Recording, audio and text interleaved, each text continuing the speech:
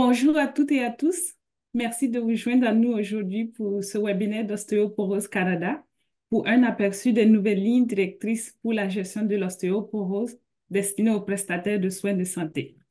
Avant de commencer, Ostéoporose Canada reconnaît que le territoire sur lequel se trouvent ses bureaux, situé à Toronto, est le territoire traditionnel de nombreuses nations, dont les Mississauga du Crédit, les Anishinaabe, les Chippewa et les Haudenosaunee et les Wendat, et abrite aujourd'hui un grand nombre de Premières Nations Inuit et Métis. Nous reconnaissons également que Toronto est couvert par le traité 13 des Mississauga du Crédit.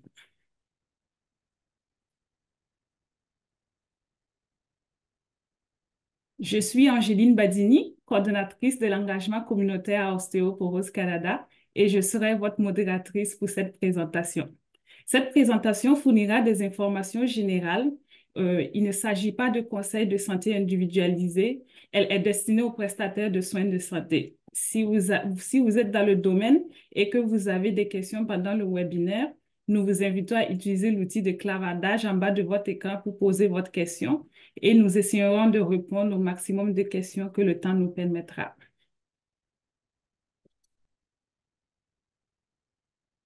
Alors, qui sommes-nous? Ostéoporose est la seule organisation nationale au service des personnes touchées par l'ostéoporose, travaillant à éduquer, responsabiliser et soutenir les individus et les communautés en matière de santé osseuse et aussi de la réduction des risques et le traitement de l'ostéoporose. Notre conseil consultatif scientifique réunit des cliniciens, des chercheurs et des éducateurs qui apportent bénévolement leur expertise en matière d'ostéoporose et de métabolisme osseux.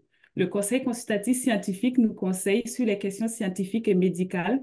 Il veille à ce que l'information soit à jour et fondée sur des données solides scientifiques, destinées aux prestataires de soins de santé et aux patients. Les services offerts comprennent des programmes éducatifs, des services de soutien, des webinaires, des balados et aussi des outils numériques et des ressources accessibles à partir du site d'ostéoporose.ca et aussi une ligne téléphonique d'information bilingue sans frais. J'ai maintenant le plaisir de vous présenter Dr Michou. Dr Michou est chercheur clinicienne au Centre de recherche de CHU Québec Université Laval, rhumatologue et médecin clinicien régulier du département de médecine de l'Université de Laval. Dr Michou est l'investigatrice principale de plusieurs projets de recherche académique. Elle est chercheure, elle fait des recherches qui portent sur la génétique humaine et de la médecine de précision des maladies osseuses et articulaires, notamment la maladie osseuse du Paget plutôt, les maladies osseuses rares, l'ostéoporose, la maladie du Dupuytren et la polyarthrite rhumatoïde. Elle est aussi gestionnaire de la Banque de matériel biologique humain et de données pour l'étude des maladies musculo-squelettiques héritables. Nous avons le plaisir d'accueillir Dr Michou.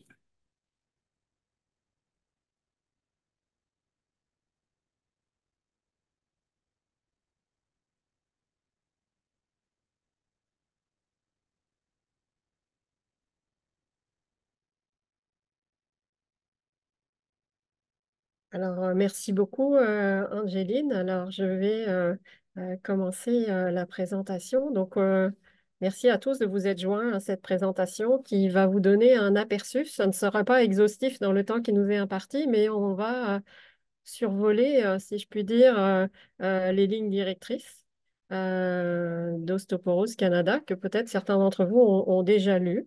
Donc, elles sont publiées depuis quelques mois. Donc, voici mes liens d'intérêt. Et je tiens à remercier les auteurs des lignes directrices, dont je ne fais pas partie personnellement. Et je me suis permise de faire une traduction livre des diapositives qui ont été fournies par Ostéoporose Canada pour la présentation d'aujourd'hui. Alors, les objectifs d'apprentissage pour cet après-midi, ça va être pour vous de comprendre le processus soutenant l'élaboration des lignes directrices, un peu la méthodologie pour bien comprendre la portée.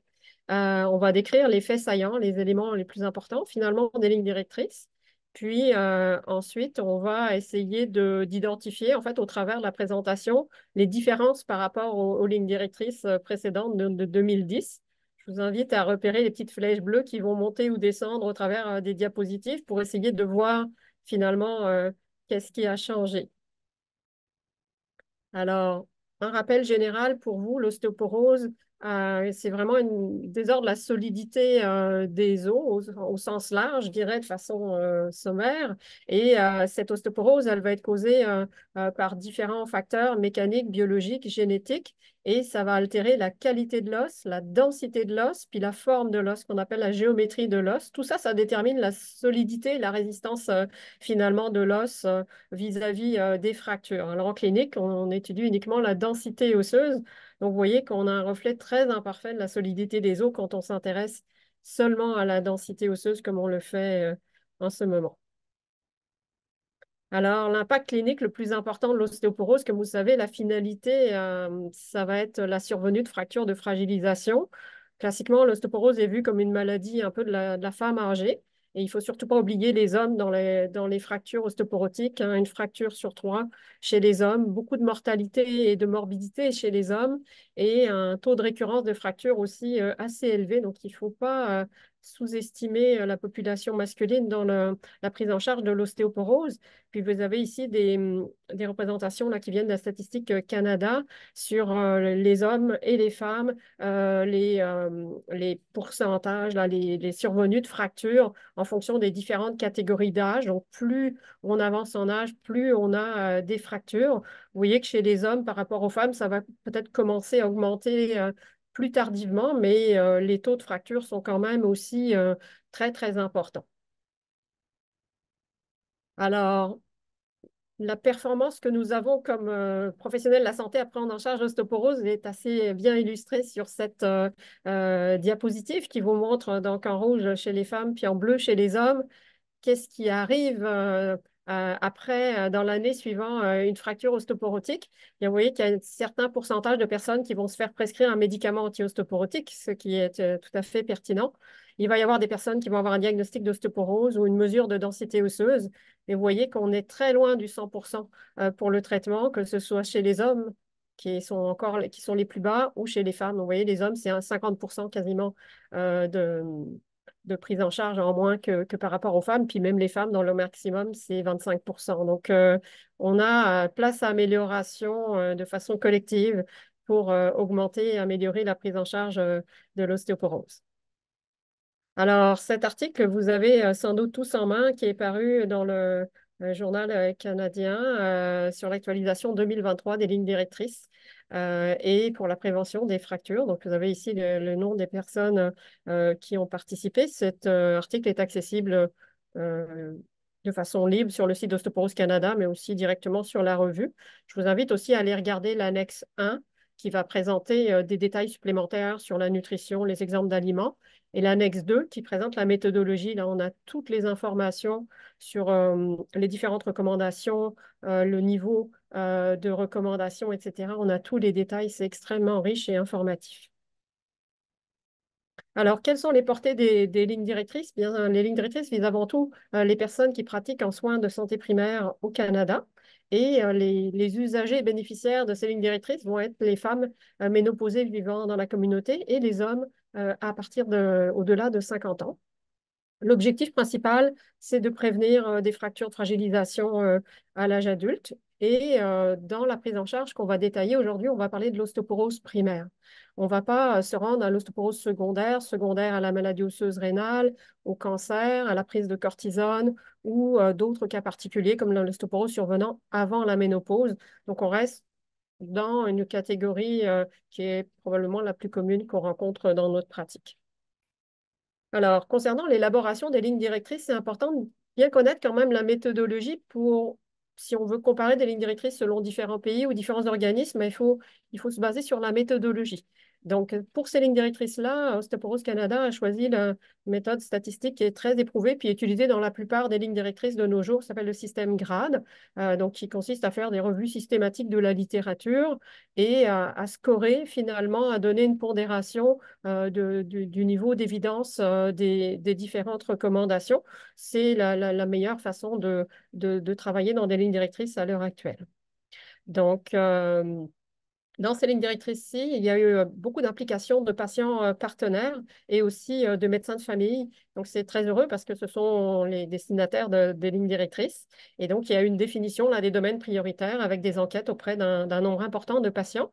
Et un certain nombre de champs d'intérêt ont été délimités. Donc, les fractures, mortalité liée aux fractures, le fonctionnement physique, le handicap, la qualité de vie, les effets secondaires des médicaments et les chutes. Alors, sans plus tarder, on va commencer, on va passer au travers des recommandations qui vont dans le même ordre que ce qui est dans l'article. Alors, j'ai commencé par l'exercice. Donc, dans l'exercice physique, ce qui a été fait, c'est donc une revue systématique de la littérature avec des questions qui ont été posées. Donc là, on a différents enjeux, la marche, marche nordique, yoga, etc. Donc, à chaque type d'activité, on a posé une question. Devrions-nous recommander, exemple, la marche nordique par rapport à l'absence d'intervention chez les hommes et les femmes ménopausés, âgés de plus de 50 ans et plus, présentant un risque accru de fracture. Donc, il y a une revue systématique de littérature qui a été faite sur chacun des items. Puis ensuite, des pondérations qui ont été faites. Et puis, ce qu'on regardait comme résultat pour prendre une décision, c'était donc la survenue des fractures, la mortalité, les chutes, le fonctionnement physique, la densité minérale osseuse, la qualité de vie. Puis dans le sous-groupe qui était en lien avec l'excès de syphose, on regardait la posture et la force des extenseurs. Donc, voici quelques recommandations. Donc, bien évidemment, je ne vais pas passer au travers de toutes les recommandations. Vous pourrez les lire. J'ai mis les éléments qui me semblaient peut-être les plus importants à retenir. Donc, c'est là où vous allez voir les niveaux d'évidence qui vont apparaître par rapport au score grade dont on a parlé tout à l'heure. Donc, dans les recommandations, nous recommandons un entraînement d'équilibre et fonctionnel supérieur ou égal de 2 fois par semaine pour réduire le risque de chute. Ça, c'est une recommandation forte. Donc là, on recommande, c'est quelque chose qui appelle assez peu à discussion, puis supporté par de la littérature. Vous voyez tout de suite la différence avec nous suggérons un entraînement en résistance progressive supérieur ou égal à 2 fois par semaine avec des exercices pour les extenseurs abdominaux et dorsaux. Donc là, on est sur une bonne recommandation, mais on voit c'est moins fort. Donc, on est sur la recommandation conditionnelle avec des preuves de faible certitude, mais on est quand même sur une recommandation importante à considérer, bien sûr, en fonction de votre jugement clinique puis de la situation dans laquelle vous vous trouvez. Autre recommandation conditionnelle, ça concerne les personnes qui veulent faire d'autres activités que celles qui sont finalement qui ont été étudiées. Alors bien sûr, on ne va pas décourager nos patients de faire l'activité. D'autres activités supplémentaires, je ne sais pas, faire de la natation qui rapporte pas grand-chose au niveau osseux, mais qui est quand même bon pour la santé, c'est quelque chose que vous ne devez pas décourager. Et puis bien sûr, on vise pour l'ostéoporose qui a le plus d'impact, ça va être finalement l'exercice d'entraînement d'équilibre pour la prévention des chutes fonctionnelles et de résistance. C'est bien important là, de considérer de pouvoir faire ces exercices-là en fonction de l'état de santé des patients dans tous les cas.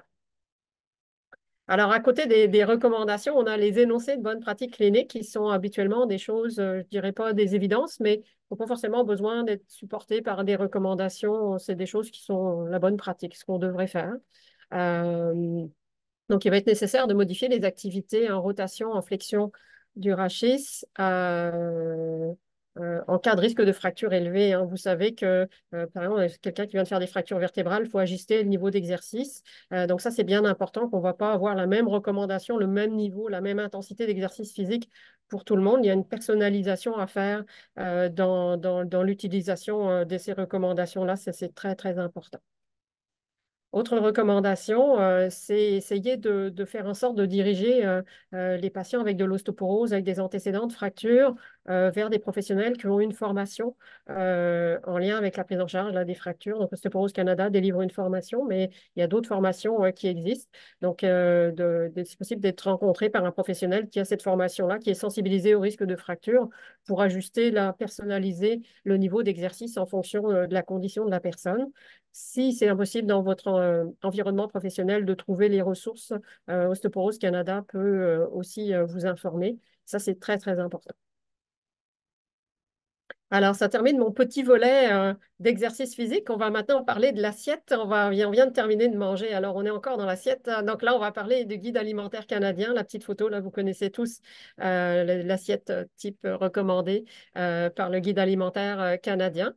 Alors, d'un point de vue alimentaire, il y a aussi des choses importantes pour nous en ostéoporose. Et ce qui est important à savoir, c'est que si les personnes ont une alimentation équilibrée, qui suivent le guide alimentaire canadien, par exemple, qui n'ont pas de médicaments pour l'ostéoporose, ils n'ont pas forcément besoin de prendre des suppléments de calcium, de vitamine D ou de protéines en plus, parce que finalement, ça n'apporte pas grand-chose de bénéfiques supplémentaires néfastes sur les fractures. Donc, il n'y a pas d'obligation de ce côté-là. Là, on parle de personnes qui ne sont pas traitées pour de l'ostéoporose. Donc, bien important, si possible, d'aller chercher dans l'alimentation les matières premières nécessaires à un os en santé, donc le calcium, la vitamine D, les protéines, le magnésium, la vitamine K. Dans un monde idéal, chez quelqu'un qui n'est pas traité en ostéoporose, on aimerait que tous ces ingrédients-là soient puisés dans les aliments d'abord et avant tout, puis dans les suppléments si vraiment c'est nécessaire. Alors, première recommandation qui concerne le calcium. Donc, nous ne suggérons pas de suppléments pour prévenir les fractures chez les personnes qui respectent l'apport nutritionnel recommandé en calcium, qui ont une alimentation variée, riche en calcium. Donc là, on est sur une recommandation conditionnelle. Alors, concernant le calcium, donc vous savez qu'il y a les recommandations de Santé Canada concernant l'apport alimentaire en calcium. Donc, on suit ces recommandations-là dans les recommandations d'Ostéoporose Canada. On s'aligne avec Santé Canada. Donc, si on a un apport alimentaire suffisant, on n'a pas besoin de prendre une supplémentation. Si on n'est pas sûr, si on a besoin d'un apport supplémentaire, mais on peut faire un calcul et sur le site d'Ostéoporose Canada, il y a un calculateur calcium. Alors, vous pouvez calculer les portions, le nombre de jours par semaine où on prend, puis déterminer si les quantités sont remplies par l'alimentation ou pas. Donc, au niveau des quantités recommandées, il y a peu de changements par rapport à ce qu'on savait des lignes directrices précédentes. Là, on est à 1200 mg par jour. La diète plus les suppléments, donc ça, c'est le total. La seule petite différence, c'est pour les hommes entre 51 et 70 ans. Petite diminution, on est diminué à 1000 mg par jour. C'est la seule différence. Alors, parlons maintenant de la vitamine D. Donc, la vitamine D, exactement comme pour le calcium, on s'aligne sur les recommandations de Santé Canada. Donc, en pratique, il faut évaluer l'apport alimentaire. Alors, vous savez qu'il y a peu d'aliments qui contiennent de la vitamine D, à moins que ce soit des aliments supplémentaires ajoutés en vitamine D. Donc, ça va être important là, pour la vitamine D d'évaluer s'il y a des risques de carence. Donc, pour les personnes à risque de carence, on peut avoir besoin d'une supplémentation plus importante en vitamine D. Donc, ça, c'est quelque chose qu'il faut vraiment ajuster en fonction des personnes qu'on va rencontrer dans notre pratique. Donc, dans la recommandation de Santé Canada, c'est qu'on peut apporter un supplément de 400 unités par jour, plus la diète. Mais vous savez, hein, la diète, ce n'est pas une portée très importante. Alors, par rapport aux lignes directrices précédentes, là, on a une petite diminution. Là, on recommande pour les hommes et femmes entre 51 et 70 ans environ 600 unités par jour. Puis, au-delà de 70 ans, un peu plus, 800 unités par jour. Donc, petite différence de ce côté-là à la baisse, qui est un peu conforme à ce qu'on voit dans d'autres lignes directrices. Et puis, si on continue sur l'alimentation, bien, si les personnes suivent le guide alimentaire canadien, une alimentation diversifiée, il n'y a pas besoin d'envisager des suppléments de protéines, de vitamine K ou de magnésium dans l'idée, dans l'objectif de prévenir des fractures. Alors, concernant les protéines, donc si on a bien suivi l'alimentation, pas besoin de prendre de suppléments. Il est recommandé de prendre des protéines à chaque repas. Et la quantité recommandée au-delà de 50 ans, c'est 0,8 grammes de protéines par kilo et par jour. Là aussi, on peut utiliser un petit calculateur nutritionnel. Il y en a un sur le site d'Osteoporose Canada. On n'est pas très sûr si on est correct ou pas. Donc, il y a plein d'aliments là très, très variés, même pour les patients qui ont des diètes variées, on peut trouver donc la viande, le poisson, les œufs, les produits laitiers, les légumineuses. Donc, il y a vraiment une bonne diversité pour se pourvoir en protéines. Et il n'y a pas vraiment de preuves dans la littérature au niveau des évidences qu'un supplément de protéines, ça pourrait diminuer le nombre de fractures ou quoi que ce soit de ce côté-là. Concernant la vitamine K et le magnésium, aussi une question qu'on a souvent, nos patients, bien, si l'alimentation suit le guide alimentaire canadien, il n'y a pas lieu de recommander ou de prescrire des suppléments en vitamine K et en magnésium. Vous savez que le magnésium est très, très représenté dans l'alimentation dès l'instant qu'elle est diversifiée. Puis, par ailleurs, il y a des preuves, il n'y a pas de preuves très, très solides pour dire que ça pourrait améliorer la santé osseuse. Donc, ça ne fait pas partie des choses qui sont recommandées dans le cadre de ces lignes directrices-là. Alors, on va parler maintenant du cœur des lignes directrices, donc les deux figures qui sont présentes dans la publication. Là, on va s'attarder là-dessus. Donc, on a notre clientèle de personnes là, 50 ans et plus, hommes et femmes. Eh bien, de façon générale, on ne parle pas encore d'ostéoporose, on va recommander 2 séances d'exercices hebdomadaires, d'exercices d'équilibre et d'enforcement musculaire, comme on a vu tout à l'heure. Puis, comme on vient de voir juste à l'instant, une alimentation riche en protéines, en calcium, supplémentation en vitamine D selon la recommandation de Santé Canada, au moins 400 unités par jour. Et puis, dès ce stade-là, même si on n'a pas encore fait d'examen complémentaire, on peut faire une évaluation pour repérer les facteurs de risque d'ostéoporose. Ça, c'est extrêmement important, les facteurs de risque que vous connaissez bien. Donc, antécédent de fracture après 40 ans. La prise de cortisone, alors là, j'ai mis une petite flèche descendante parce que par le passé, on était à 7,5 mg de cortisone pour les 3 derniers mois au cours de la dernière année. Puis là, maintenant, on est à 5 mg par jour. Donc, on a un peu baissé.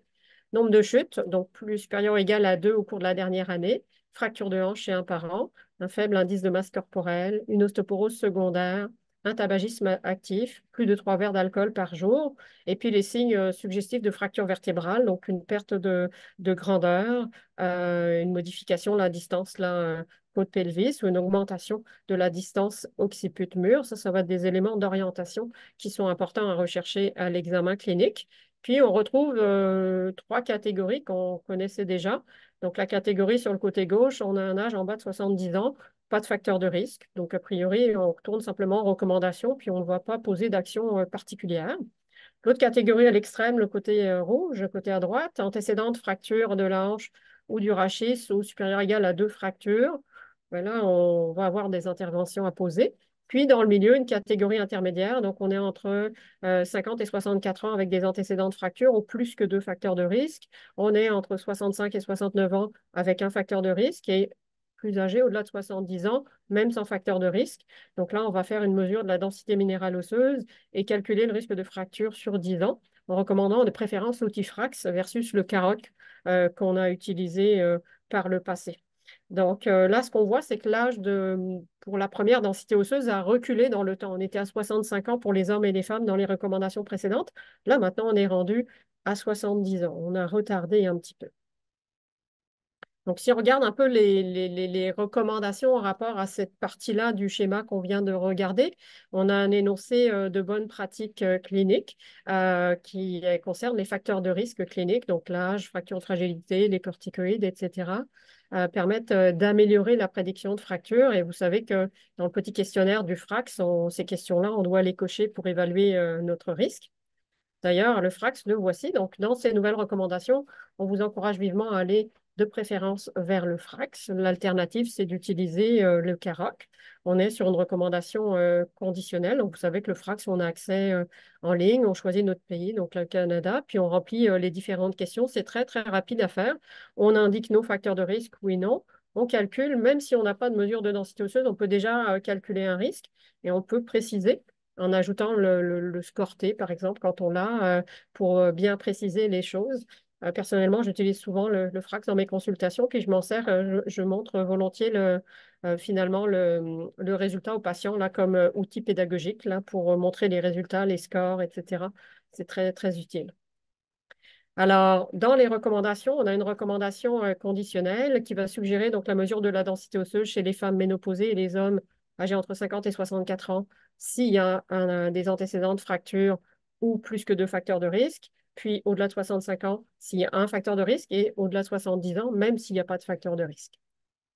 Puis, concernant l'imagerie, vous savez qu'on peut faire une radiographie de la colonne ou une mesure qu'on appelle mesure de VFA là, sur un appareil de densitométrie s'il est disponible dans votre milieu.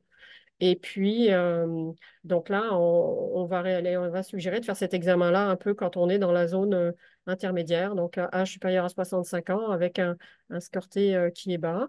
Et puis, quand le risque est compris entre 15 et 19,9% de risque de fracture.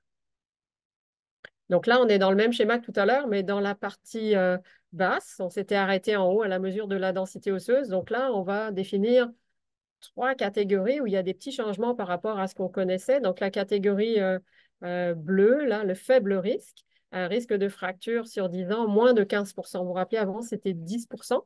Donc là, la partie faible risque a empiété un peu sur ce qu'on avait antérieurement comme un risque modéré, donc, ou personnes qui ont un score T meilleur que moins 2,5. On ne va pas recommander de pharmacothérapie. On va recommander bien sûr une évaluation au fil du temps qui va dépendre du risque. Donc là, si on a un risque en bas de 15%, là, on peut se donner du temps. Vous voyez, la densité osseuse, on dit réévaluer au bout de 5 à 10 ans. À l'autre extrême, si on est dans le risque plus élevé, donc un risque supérieur ou égal à 20% à 10 ans, ou si on a un score T inférieur à moins 2,5 ou un âge au-delà de 70 ans, eh bien là, on va recommander une pharmacothérapie parce que c'est là où il y a le plus d'évidence que ça va être avantageux, ça va vraiment aider les patients. Puis, on se retrouve avec notre risque entre les deux, là. Donc, risque à 10 ans entre 15 et 19,9%, ou scorté plus bas que moins 2,5, puis âge plus jeune, donc moins de 70 ans par rapport à la catégorie la plus à droite. Là, il y a une suggestion de pharmacothérapie, donc on voit l'intitulé un peu différent. On n'est plus dans la recommandation, ce que vous devriez faire, là, c'est ce que vous pourriez faire. Là, ça va dépendre bien sûr du jugement clinique et puis des facteurs de risque, de votre évaluation globale du patient. Dans tous les cas, c'est important de bien réévaluer au fil du temps la densité osseuse et le risque de fracture, qu'il y ait un traitement là, pour le risque intermédiaire là ou pas. Donc, en cas de pharmacothérapie, on recommande une réévaluation au bout de 3 ans. Sans pour en discuter dans les questions, ça peut dépendre éventuellement des médicaments que vous allez prescrire. Et puis, s'il n'y a pas vraiment d'indication à la médication, bah, selon le risque, vous allez faire de façon plus ou moins rapide un suivi de densité osseuse. Dans la catégorie plus risquée, au-delà de 15%, bah, là, on va recommander de faire une densité osseuse plus rapprochée, donc au bout de 3 ans. Puis après, c'est de façon un peu intermédiaire. Vous voyez que dans le risque entre 10 et 15%, là, on a repoussé, là, on a mis maintenant à 5 ans. Par le passé, c'était 3 à 5 ans, si je me rappelle bien. Donc, concernant les recommandations sur ce qu'on vient de voir juste avant, donc forte recommandation, donc un niveau d'évidence quand même assez élevé. On recommande d'instaurer un traitement chez les femmes ménopausées et les hommes de plus de 50 ans qui vont avoir un antécédent de fracture vertébrale ou de la hanche ou plus que deux fractures ostéoporotiques. Les personnes qui sont dans la catégorie avec un risque supérieur à 20% à 10 ans et les personnes âgées de plus de 70 ans avec un score T bas dans un des sites. Alors ça, c'est une recommandation forte. Une recommandation conditionnelle, ça va être d'instaurer la pharmacothérapie pour la catégorie qui est juste en amont, donc pour ceux qui sont dans le risque entre 15 et 19,9%, ou ceux qui ont un âge en bas de 70 ans, mais un score T en bas de moins 2,5. Un énoncé de bonne pratique en rapport avec tout ça, puis qui est quelque chose que vous connaissez bien, c'est avant de débuter le traitement, il faut évaluer les causes secondaires d'ostéoporose pour voir s'il n'y a pas vraiment un autre facteur sur lequel vous allez pouvoir optimiser. Et puis, il faut ajuster, bien sûr, le choix des médicaments en fonction de ce qui seraient des contre-indications ou des choses que certains médicaments que vous ne pourriez pas utiliser pour certains patients. Là, c'est comme un petit peu le bon sens clinique. Alors, quels sont nos outils de médicaments contre l'ostéoporose au Canada? Donc, on a deux familles de médicaments. On a les antirésorptifs avec des médicaments qu'on appelle les bisphosphonates, donc des formes orales, alendronate, risedronate, une forme intraveineuse, acide zolédronique. Puis, on a un autre médicament qui s'appelle le denosumab, qui est en injection sous-cutanée. Puis, de façon un peu moins utilisée, mais quand même antirésorptif, on a donc le traitement hormonal substitutif et puis le raloxifène. Donc, ce sont aussi des médicaments par voie orale qui sont utilisés dans des populations un peu plus sélectionnées, là, qui ne s'appliquent pas nécessairement à tout le monde. Et puis, on a une autre catégorie des médicaments qui vont stimuler la formation osseuse, qu'on peut appeler des ostéoformateurs, des agents anaboliques aussi. Donc, l'analogue de la PTH que vous connaissez déjà, qui s'administre par voie sous-cutanée, avec une limite dans le temps de 18 mois d'exposition à vie maximum, et le romosozumab, qui est un médicament qui stimule qui a un effet donc anabolique, puis ensuite un effet antirésorptif qui s'administre par voie sous-cutanée également. C'est un traitement qui a une durée au total de 12 mois. Donc, si on regarde un peu nos médicaments au niveau des mécanismes d'action, donc on a la famille des antirésorptifs, puis vous voyez en bas à gauche nos bisphosphonates qui vont aller cibler les ostéoclastes matures et qui vont aller les inhiber, donc ils vont empêcher la résorption osseuse, donc ils sont des antirésorptifs. Dans la même famille d'antirésorptifs, mais qui agit à un autre niveau, on a le rhadoxyphène, les oestrogènes qui vont diminuer le rank ligand qui est nécessaire à la formation de ces fameux ostéoclastes dont nous venons de parler. Et puis, on a encore plus inhibiteur du rank ligand, en tout cas plus à la racine, c'est le dénosumab là, qui va agir vraiment sur les cellules souches et bloquer la différenciation des fameux ostéoclastes qui agissent sur la résorption osseuse. Et puis, dans l'autre famille des anaboliques ou ostéoformateurs, on a l'analogue de l'hormone parathyroïdienne, le tériparatine, donc lui qui va agir davantage sur les ostéoblastes et les ostéocytes. Et puis, on a le romosozumab, qui est un inhibiteur de la sclérosine. La sclérosine, c'est une substance là, qui est fabriquée là, par les ostéoblastes et les ostéocytes. Donc, ce sont les cellules qui vont engager la formation osseuse, puis la minéralisation. Donc, petit tableau qu'on connaît bien, mis à jour avec le nombre de médicaments que nous avons et le niveau d'évidence aussi de l'effet de ces traitements-là. Donc là, on parle de chez les femmes ménopausées, parce que bien sûr, là, on a tous les traitements adaptés. Donc, on a un bisphosphonate, alendronate, risedronate, acide zolédronique, denosumab. Tout ce pack-là est efficace dans à peu près tous les types de fractures ostéoporotiques. On a le raloxifène, ce qui est indiqué donc, chez les femmes ménopausées ayant des antécédents de fracture vertébrale s'ils n'ont pas de contre-indication. Traitement hormonal substitutif. Et puis, dans les agents anaboliques, on a tériparatine et puis romosozumab avec les types de fractures sur lesquelles les données de la littérature ont démontré l'efficacité dans la prévention des fractures. Donc, on va maintenant s'en aller vers notre schéma pour le traitement. Donc, dans cette nouvelle ligne directrice-là, on a vraiment bien détaillé les molécules, dans quel ordre on les utilise, puis aussi combien de temps. Donc là, on va passer au travers du schéma ensemble, puis ensuite, on va revoir les niveaux d'évidence des choses qui me semblaient peut-être les plus importantes. J'avais envie de discuter avec vous aujourd'hui. Donc, chez un patient pour lequel on a décidé de démarrer un traitement, je dirais qu'on va s'engager vers la voie des bisphosphonates, donc alendronate, risedronate, acide zolédronique, s'il n'y a pas de contre-indication. Et ce traitement-là initial, on descend la flèche d'un cran, on va aller pour un traitement initial de 3 à 6 ans. Donc, on va recommander plutôt un traitement de 6 ans en cas de fracture de la hanche, de fracture vertébrale, plusieurs fractures non vertébrales ou facteurs de risque. Donc, dans les formes un peu plus graves, on va traiter un peu plus longtemps. Et puis, on va considérer à un moment donné d'interrompre le traitement. Elle recommande de réévaluer au bout de 3 ans.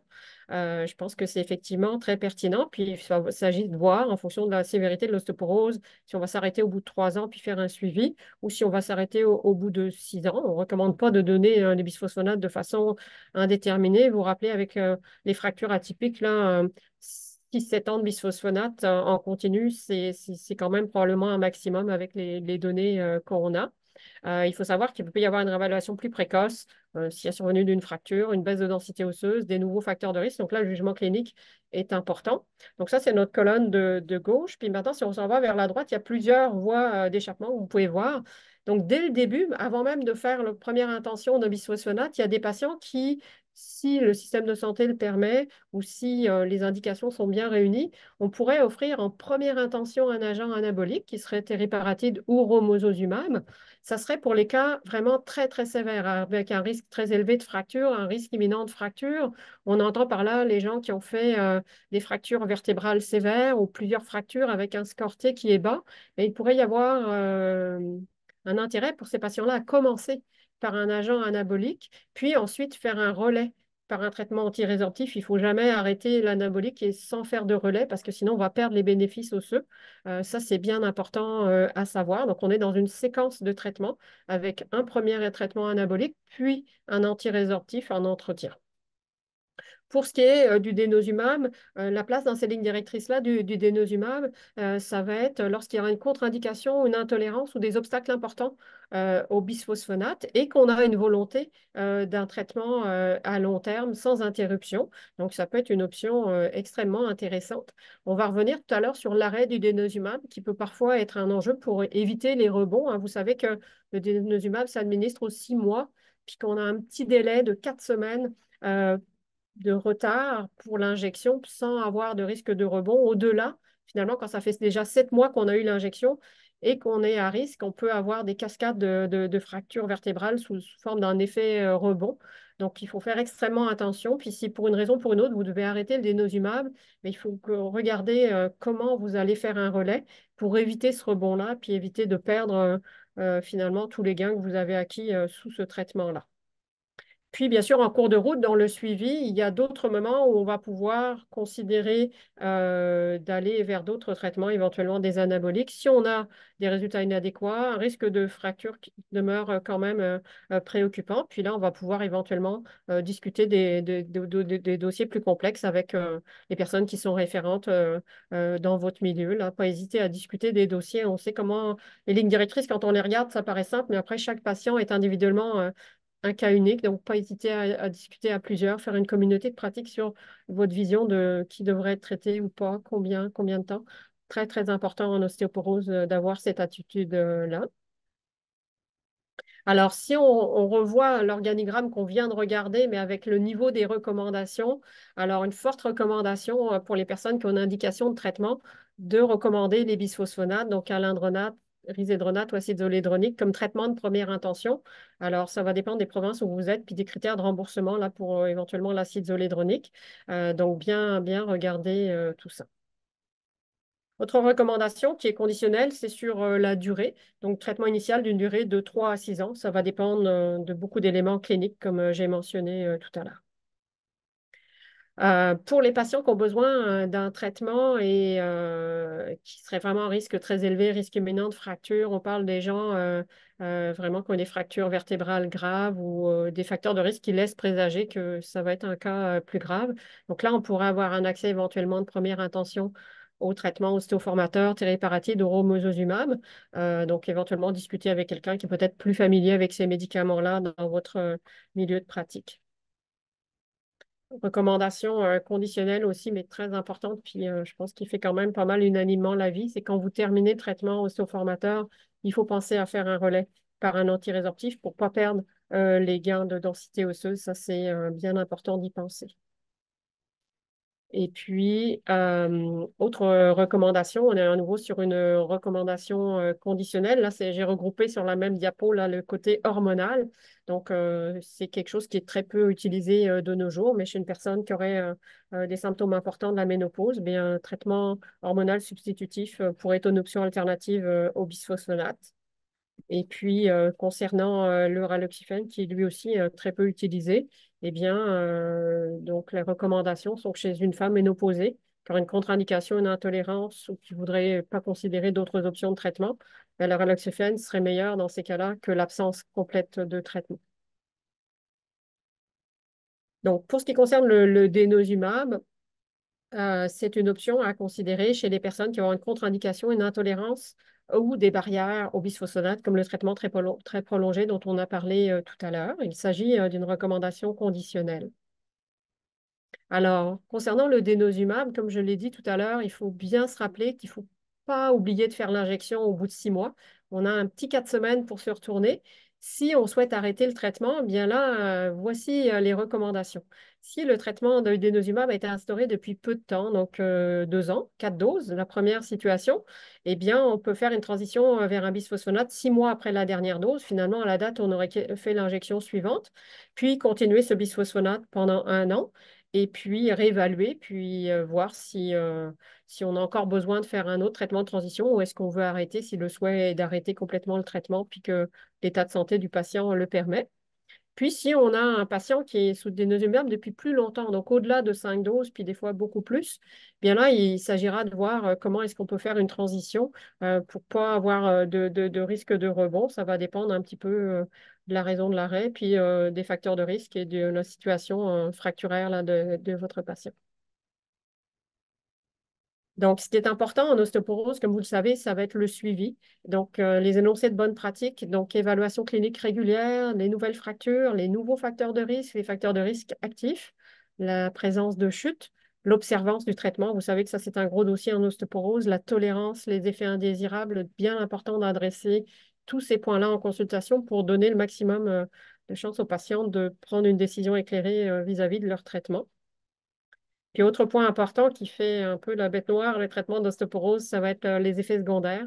Donc, bien important de donner des conseils, surveillance des symptômes pour les fractures atypiques des fémurs, une nouvelle boiterie, une nouvelle douleur à la hanche, pas hésiter à investiguer.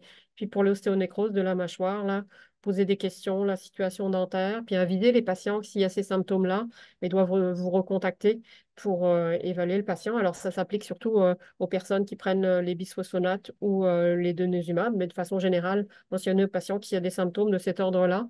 Vous aimeriez avoir de leurs nouvelles.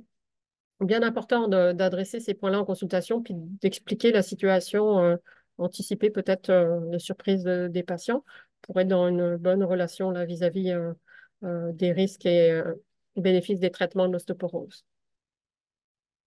Alors, on arrive sur la fin de nos recommandations. Donc, on suggère de mesurer la densité minérale osseuse 3 ans après le début de la pharmacothérapie. Il s'agit d'une recommandation conditionnelle. Donc, vous pouvez ajuster en fonction des facteurs de risque. Puis, peut-être en fonction des molécules aussi. Par exemple, si vous avez fait une vacance de traitement à durée zédronate, ben, vous n'allez peut-être pas faire des séquences de 3 ans une fois que vous allez avoir arrêté votre traitement.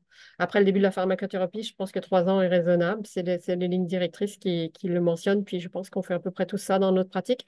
Quand on va être en vacances, c'est sûr qu'il faut regarder en fonction des molécules pour être bien sûr d'être au bon moment.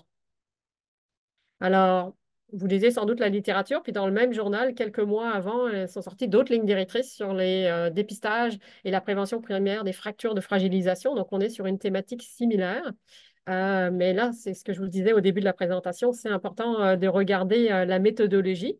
Donc, dans cette approche-là de l'étude du groupe d'études canadien de soins de santé préventifs, donc on regardait le dépistage qui est commencé par l'estimation du risque de fracture chez personnes de 65 ans et plus. Donc, on recommandait d'utiliser le FRAX, c'est le risque absolu de fracture. Donc, ça ressemble beaucoup à ce qu'on a dans les lignes directrices d'Ostéoporose Canada. Et puis là, on va commencer une pharmacothérapie selon la première étape et puis mesurer la densité osseuse. Donc ça ressemble aussi beaucoup à ce qu'on a pour les femmes ménopausées. Et puis, dernière recommandation, donc on ne recommande pas le dépistage chez les femmes entre 40 et 64 ans et les hommes de 40 ans et plus. Alors, ces lignes directrices-là, elles se basaient, elles utilisaient aussi bien sûr le système GRAD dont j'ai parlé tout à l'heure, mais elles répertoriaient la littérature qui était uniquement sous forme d'essais cliniques contrôlés, randomisés.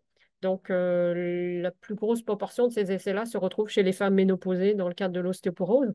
Donc, il y a très peu d'essais cliniques randomisés contrôlés chez les hommes et ou quasiment pas, et chez les femmes en plus jeune âge aussi. Donc, quand il n'y a pas d'évidence, ils ne peuvent pas recommander, mais ça ne fait pas une contradiction avec ce qu'on a dans les lignes directrices d'Ostéoporose Canada, qui ont pris une littérature plus large avec des recommandations qui sont ajustées au niveau d'évidence qui est présent dans la littérature.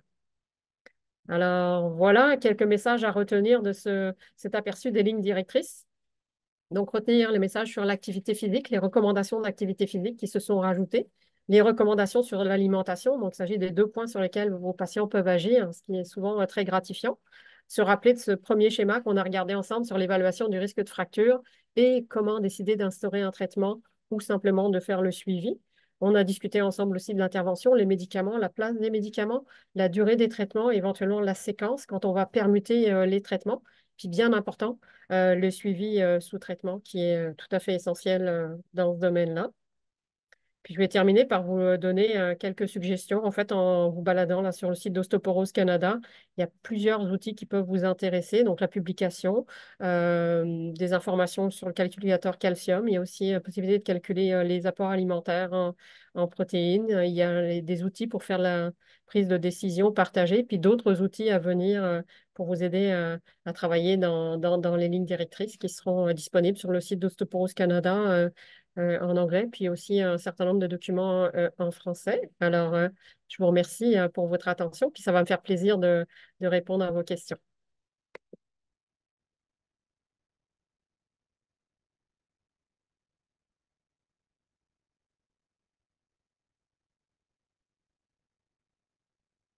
Merci, docteur Michou, pour cette présentation riche en contenu. Donc, nous avons le temps pour prendre quelques questions. La première question qui est, est-ce recommandé de prendre du bisphosphonate plus de 10 ans? Y a-t-il un temps limite pour l'utilisation du bisphosphonate? Alors pour les bisphosphonates, c'est plus tellement recommandé de nos jours de prendre des longues durées de traitement. On sait que le risque de fracture atypique des fémurs va commencer à augmenter vers 7 à 8 ans d'utilisation. Vous voyez, dans la ligne directrice, on va jusqu'à 6 ans. Je pense que si on est parti sur un traitement à long terme, on devrait peut-être considérer autre chose que le bisphosphonate. Puis je pense que ça serait une attitude sécuritaire. Nous avons une autre question qui est, on peut se permettre combien de temps de retard dans l'injection du nosomap pour ne pas avoir une perte d'effet environ un mois? Lorsqu'on prend du Prolia, est-ce nécessaire de faire des tests de laboratoire?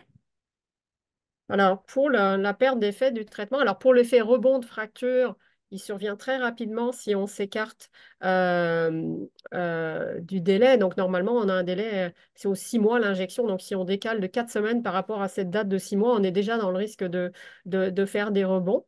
Donc là, on n'a pas beaucoup de délai si on veut continuer le dénosumab. Si on décide de l'arrêter puis qu'on ne fait pas de traitement relais, ben là, rapidement, dans les semaines ou mois qui suivent, en quelques semaines ou mois, on va perdre les bénéfices en termes de densité osseuse, ça, c'est tout à fait certain.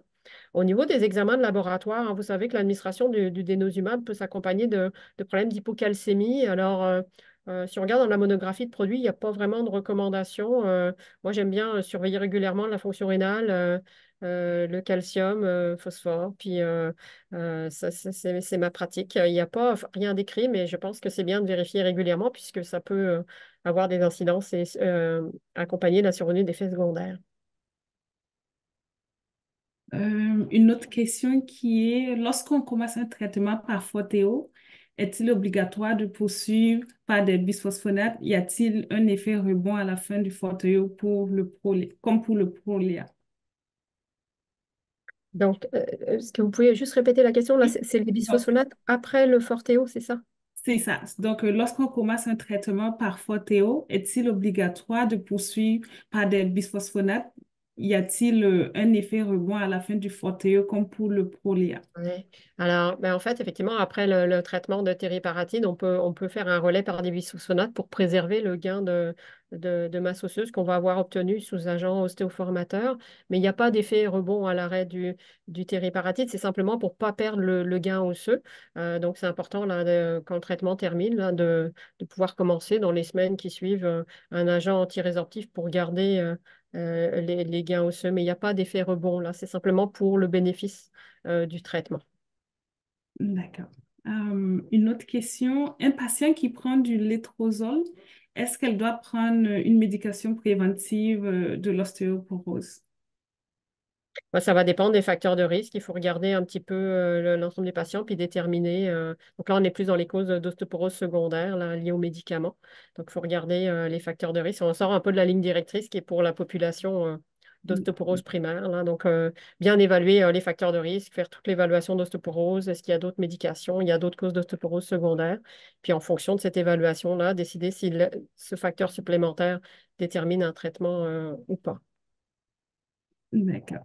On a un participant qui se pose la question, que pensez-vous des nouvelles recommandations du Canada, Task Force, concernant la prévention des fractures de fragilisation? Il recommande seulement de dépister les femmes de plus de 65 ans.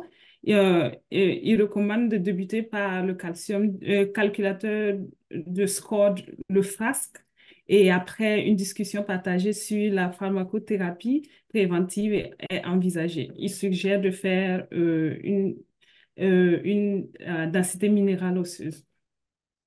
Oui, Donc, ben effectivement, mais ces recommandations pour cette partie-là, là, des femmes 65 ans et plus, ça ressemble beaucoup aux recommandations d'Ostéoporose Canada. Puis effectivement, calculateur Frax, il est quand même facile à utiliser, même si on n'a pas encore de mesure de densité osseuse. L'avantage du Frax, c'est qu'il y a la pondération avec les facteurs de risque. Donc ça permet de sensibiliser là, aux facteurs de risque d'ostéoporose, puis d'aider à la décision de quelle personne on va faire un examen de densité osseuse.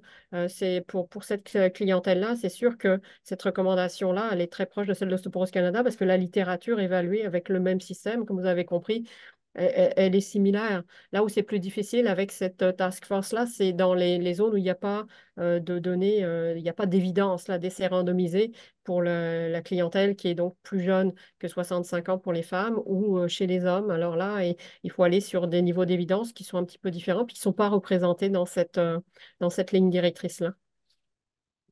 D'accord. Une autre question, y a-t-il un bénéfice à débuter le TSH, non, le THS après 65 ans? Bah, il n'y a pas beaucoup d'études, hein. Dans les études qu'on avait pour les traitements hormonaux, c'était vraiment traitement hormonaux substitutif, c'était juste après la ménopause. On recommande même au bout d'un certain nombre d'années d'utilisation là, de considérer les arrêter si on peut. À ma connaissance, il n'y a pas d'évidence démarrer le traitement là, après 60 ans si on ne l'a pas fait avant. En termes d'os, en termes de prévention des fractures, là, je devrais préciser. D'accord. Une autre question. Les lignes directrices mentionnent clairement qu'à peine 10% des 50 ans et plus, alors que, bon, j'imagine que la question c'est est-ce que nécessaire de prendre de la vitamine D?